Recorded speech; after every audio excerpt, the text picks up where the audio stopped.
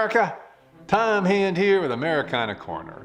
Today we're discussing the radical writings of Thomas Jefferson.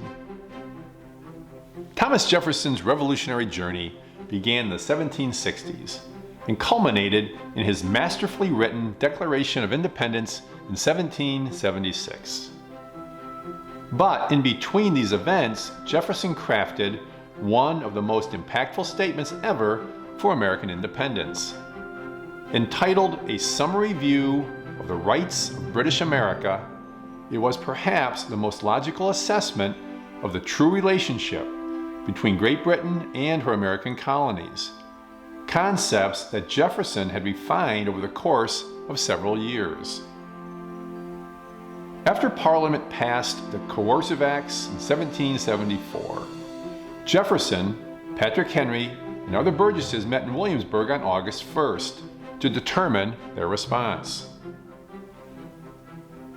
Jefferson presented a treatise on what he saw as a proper relationship between the king, Parliament, and the colonies, and he based his reasoning on both historical precedent and the Enlightenment teachings of men like John Locke. Jefferson wrote with raw emotion, and what he proposed was even too radical for the radicals.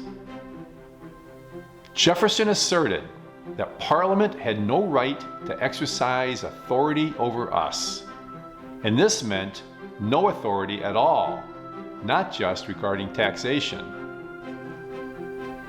Jefferson denied Parliament's right to control where Americans shipped their products and with which countries Americans traded. And he also denied Parliament's right to determine which goods Americans could manufacture. He further stated that the government of each colony was a free and independent legislature, and that Parliament could not take upon itself to suspend the powers of another. Jefferson also discredited the powers of the crown and warned King George that Americans would not tolerate further encroachments on their liberty, stating, "Let those flatter who fear. It is not an American art." The burgesses were shocked at the strength and even anger of Jefferson's resolution, and more cautious voices moved towards a conciliatory approach.